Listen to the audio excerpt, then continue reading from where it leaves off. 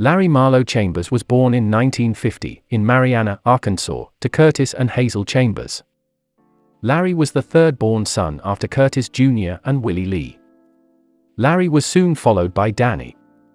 Billy Joe, nicknamed BJ, and his twin brother, Joe, was born in 1962 and followed by Otis Bernard Chambers. Parents Curtis and Hazel, both of whom were Lee County, Arkansas natives, began dating when they were teens. They would have 16 children in all. The brothers grew up in a dilapidated trailer home on the family's 44-acre farm in the impoverished majority African American town where their parents moved to in 1948, the year that they married. Marianna is also the county seat of Lee County, which boasts the second highest unemployment rate in the state, and is the sixth poorest county in the U.S. In 1967, however, parents Curtis and Hazel opened the Tin Top Inn bar and restaurant on their property, which the boys frequented. The first Chambers brother to run afoul of the law was Larry. On December 23, 1969, he was arrested and charged with auto theft after stealing a pair of cars in Marianna so that he and a childhood friend could use them for joyriding. Larry had moved in with his maternal grandparents in St. Louis years earlier with his brother Danny, and was only in town for a holiday visit. On December 31, Larry escaped from the Lee County Jail after physically overpowering a guard who'd entered his cell in order to fix the toilet. After hiding in a church that night, Larry stole the pastor's car the following day and embarked on a 2-day armed robbery spree. He was nearly apprehended by state troopers after a routine traffic stop in Arkansas Waukita County. However, Larry shot one of the patrolmen who approached the vehicle and ran off. He was finally caught the next morning and charged with assault with intent to kill. After being convicted of shooting the Arkansas state trooper, Larry was sentenced to 9 years in prison. Following 5 months of incarceration, he escaped and was subsequently apprehended in Phoenix, Arizona. Larry made yet another prison break after bribing a guard to look the other way. During his time as a fugitive, he committed several gas station holdups and drove to Pittsburgh in a stolen car. Larry was arrested again in Wynne, Arkansas, attempting to rob a jewelry store. After serving 6 years and being released, he helped his brother, Danny Chambers, and their associate, James Cooper, to burglarize a post office in Helena, Arkansas. After the three were arrested, both Danny and James, both of whom's fingerprints were found at the scene, confessed. While Larry, who was still on parole, had refused to make a statement, the other two, who didn't have criminal records, told police that he'd been with them. The sheriff's office offered Danny and James suspended sentences in exchange for testifying against Larry. When the attorney Danny and Larry's father hired, Mike Eatock, relayed the news, Larry decided to plead guilty to charges of burglary and theft, along with his brother and James. Because Cooper couldn't afford his own lawyer, Eatock was appointed to represent him as well. Larry made 3 jailbreaks from the police station in which he was held, and ultimately received a 3-year prison sentence. However, the Arkansas State Supreme Court found his handwritten appeal so persuasive that they overturned his conviction in 1977. Willie Lee Chambers served 2 years in the U.S. Army after graduating from Lee High School in 1972. In 1974, he moved to Detroit, Michigan, where his brother Danny had relocated 4 years earlier. After arriving in Motown, Willie took a job as a mail carrier for the U.S. Postal Service. Billy Joe, nicknamed BJ, who would stop growing at 5 feet 5 inches, followed in his brother's footsteps and moved to Detroit in 1978, 2 years after his parents divorced. Having left Marianna during his junior year of high school, BJ enrolled in Detroit's Kettering High School. He got an after-school job as a janitor for the Eastone Shoes Company to try and bring in some money. BJ also began selling marijuana for Lee County native Big Terry Colbert out of the latter's convenience store. BJ met Colbert through Danny, who worked with Big Terry at a Michigan automobile plant. Colbert, who'd already established a marijuana business to supplement his income, opened the store after losing his job at the auto plant. That same year, Larry was found in possession of several weapons stolen from a Marianna gun store and sent back to prison. Following his release the following year, Larry embarked on yet another robbery spree that he himself has estimated to have exceeded 100 Arkansas jewelry stores. His preferred method was gaining entry by drilling a hole through the store ceiling in the after hours and subsequently stealing the goods from the deserted shop throughout the night. In 1980, after BJ's girlfriend, niece, gave birth to his son, Billy Chambers Jr., he dropped out of school and quit his job at the shoe store in order to sell marijuana full-time. The following year, niece gave birth to BJ's daughter. Though some of BJ's client base consisted of adults who resided in Grosse Pointe, Michigan, due to his apartment's proximity to the predominantly white city, located 8 miles east of downtown Detroit, the majority of his customers were minority high school students from Detroit. He routinely generated between $200 to $400 per day from marijuana sales.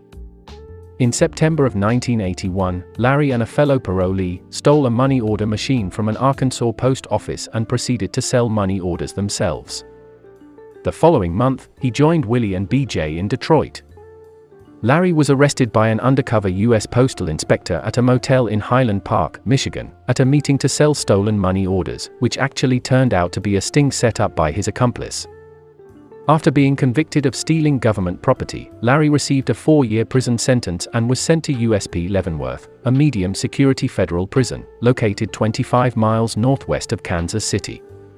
Determined to be productive during his stay, the illegal businesses that Larry established in prison, including organized gambling and extortion, brought him about $50,000. During one of his many prison stints, Larry scored a 140, which denotes an intelligence approaching genius levels, on an IQ test administered by a psychiatrist. In 1982, BJ decided to apply what he'd learned under Colbert's mentorship, and opened Willie's retail store with Willie, on the corner of Detroit's Kirchville and St. Clair.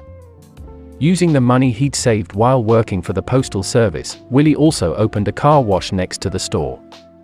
For his part, BJ, who was supplied by Colbert, sold both marijuana and heroin out of both locations. In January of 1983, Willie opened a convenience store on the Lower East Side of Detroit and employed BJ, who used it as a base for selling marijuana. Following a police raid of the store, renamed BJ's Party Store, BJ relocated his operation to low-priced houses that he'd purchased. BJ's operation soon expanded to include not only Willie but his brothers Danny, Joe and David, as well as his best friend Jerry Gant and Terry Colbert, Colbert's little brother and son, respectively. BJ paid little Terry, a native of Hughes, Arkansas, who'd initially moved to Detroit in April in order to work for his father, approximately $400 per week to sell marijuana. BJ also recruited Willie Boogaloo Driscoll and Perry Coleman, 2 of niece's brothers. In 1984, BJ started selling crack cocaine, which Coleman, niece's older brother, had introduced him to. Following the switch to crack, Colbert worked his way up from making $1,000 weekly to $3,000. With the drug's explosion in popularity in Detroit, the Chambers quickly established a large-scale crack cocaine operation on the city's Lower East Side. That August, BJ was arrested and charged with assault after he and Joe fought a pair of Detroit police officers who'd pulled BJ over in front of his home. On September 1, Officer John Autry, working undercover, purchased 3 bags of crack from Elaine Coleman Lucas at BJ and Danny Chambers' 2-family Gray Street home. On September 3, Labor Day, BJ, Danny, their cousin Alvin Chambers and Lucas were arrested following a raid of BJ and Danny's Gray Street home, during which 2,000 packages of crack were seized. On September 10, police conducted another raid of the home, though no arrests were made. Seeking a respite from the increasing police scrutiny, BJ soon moved back to the Marianna farm, where he remained for the following 10 months, leaving his brother David and Grant in charge of day-to-day operations. Unable to ignore the fact that the business suffered in his absence, BJ moved back to Detroit in 1985 and fired almost all of his non-familial employees, including Driscoll and Colbert. He recruited Detroit natives Anthony Alexander, Eric Wilkins and Marshall Glenn from Marianna. Glenn, who subsequently enlisted other Marianna youth, including James McKinney, to work for the organization, oversaw crack houses and conducted pickups and drop-offs. The staff changes subsequently helped BJ to expand his operation from 6 crack houses to 50. That same year, Larry relocated to Detroit following his April 29 release from prison and in July founded the Wrecking Crew, the enforcement arm of the organization. Larry recruited Arkansas natives Roderick Byrd and William Jackson, and the trio became the heart of the crew.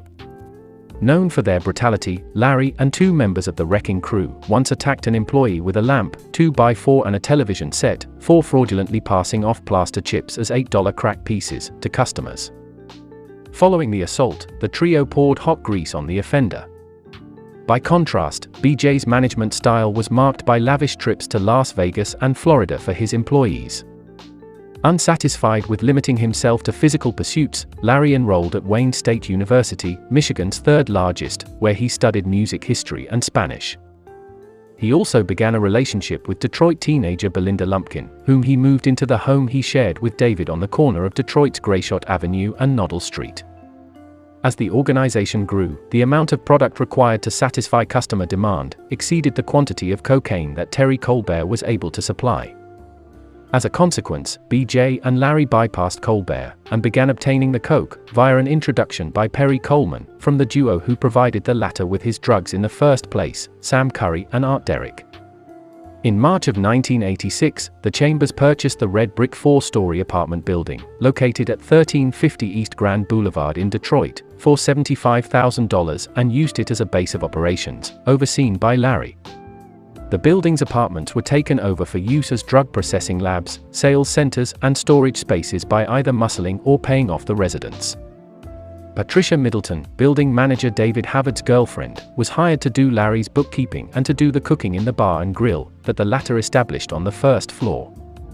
The building itself was divided into different departments. Buyers were escorted to the appropriate floor upon entering the structure on the first floor, where aside from the bar and grill, a pawn shop was housed. Powdered cocaine was sold on the third and fourth floors.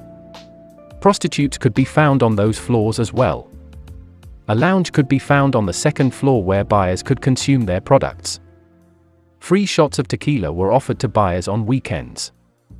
At its peak, the Broadmoor was estimated to have brought in $100,000 in profit per day. The youngest brother, Otis, spent his summers working with his brothers in Detroit while still a high school student. Quality control checks were performed by having workers make undercover buys at crack houses where they weren't familiar to that location's employees. Employees, a large number of whom were high school students recruited from Marianna, were provided with photo ID cards. The typical pay was $100 per day and workers were expected to be on call 24 hours a day. As a result, many cut school to work 12-hour shifts in crack houses with chains on the doors and barred windows. They were expected to adhere to a strict set of rules posted in the crack houses, which included prohibitions against various actions such as driving over the speed limit, wearing gold chains and expensive sneakers when transporting cash or drugs, and carrying drugs and cash simultaneously. Fines were levied against workers for committing various infractions, including $50 for playing loud music while collecting or dropping off drugs and money, $100 for neglecting one's duties and failing to follow instructions, $300 for stealing and for getting high on the job, and $500 for discussing organization business with outsiders. Much of the organization's workforce, upwards of 150 employees, was recruited from the brothers' native Marianna. The teens were hired in various capacities, including couriers, enforcers, cooks and sellers. These and other labor practices helped the Chambers to amass $55 million a year. They were so wealthy that they were nicknamed the Cash Money Brothers. At their peak, the Chambers' crack sales totaled an estimated $3 million per month. They employed 500 workers and ran 50% of Detroit's crack houses, approximately 200. They supplied another 500. The organization averaged $42 million in profit per year from 1983 to 1988. The foursome also had plans to branch out to Flint, Michigan and Toledo, Ohio. The Chambers used their vast wealth to purchase, among other things, vacation property in Jamaica. They even made video recordings parading examples of their fortune. One such recording features an exhibition of gold bathroom fixtures in one of the brothers' homes and huge stacks of cash. In February of 1986, Joe Chambers was released from federal prison after serving a 2-year sentence stemming from a conviction for the theft of food stamps and postal order slips. On March 29, he was killed when a freight train collided with his vehicle in Marianna. Joe's funeral, attended by most of the organization's members, was held in Arkansas on April 4. That May, his older brothers showed up in Marianna for Otis' high school graduation in 3 Chauffeured limousines. Also in 1986, the U.S. Drug Enforcement Agency, DEA, initiated Operation No Crack, in an effort to curb the popularity of the drug. A tip hotline, 1-800-NO-CRACK, was launched and fielded 1,500 reports of crack sales in the first month alone. In early August, Patricia Middleton began working as a confidential informant for the DEA. At 1:30 p.m. on August 25, police conducted 2 simultaneous raids on property connected to the Chambers. In October, little Terry Colbert also began working as a confidential informant for the DEA and provided information that directly led to a police raid on Larry's 2-story Albion Street residence. A subsequent raid of a Noddle Street crack house yielded the discovery by police of a list of the organization's rules for employee conduct, nicknamed the Crack Commandments. However, business continued to prove fruitful and Larry showed his appreciation by treating his associates to a luxury cruise in Jamaica on New Year's Eve. On April 24, 1987, at about 4 p.m., Otis and his girlfriend, who was driving with no license, were pulled over by police after failing to stop at a stop sign in Hughes, Arkansas on the way to Marianna. Following a search of the blue Corvette, which Otis said he borrowed from a friend, a green plastic bag containing $59,624 in cash was found behind the passenger seat by Hughes Police Chief Herbert Neighbors and his partner, who'd made the stop. Both Otis and the driver were taken to the police station. Chief Neighbors drove the Corvette to the station as well. The cash was ultimately seized by the IRS. In September of 1987, a local television station ran a program about the organization, entitled All in the Family. A videotape, confiscated during a police raid of Larry's home and featuring he and associate MC Poole, counting cash and discussing their wealth, was aired during the week-long series. One videotape featured Larry's associate William Jackson, shaking a laundry basket filled with cash. On September 12, David Chambers succumbed to AIDS-related complications. Members of the wrecking crew were arrested in mid-December following the unsealing of federal grand jury indictments. Larry was arrested on December 19 when police, executing a search warrant on an apartment on Detroit's East Outer Drive, found him in the bathroom. They also discovered cocaine on the kitchen table and a gun in an open cabinet above the stove. He was denied bail after being deemed a flight risk. BJ was arrested at his home on Detroit's Beaconsfield Street on January 31, 1988. He was found in possession of a handgun and 7 ounces of cocaine. Following an 18-month-long investigation, the brothers were taken into custody in February of 1988. During the arrest, Detroit police officers and DEA agents seized 250 weapons, 68 vehicles, 6 kilograms of cocaine, and $1 million in cash and jewelry. 22 members of the Chambers organization were named in a 15-count indictment on February 29, 1988. U.S. Attorney for the Eastern District of Michigan, Roy Hayes, oversaw the prosecution of the group. By the time the trial proceedings began, 4 of the defendants had entered guilty pleas and 4 others remained at large. Though most of the defendants were tried by a jury, Willie Lee Chambers was tried by a judge. During the September trial, former Chambers employee, 19-year-old Felicia Gilchrist, who was given immunity by the government, testified that she worked 24-hour shifts selling crack through a hole cut into a wall.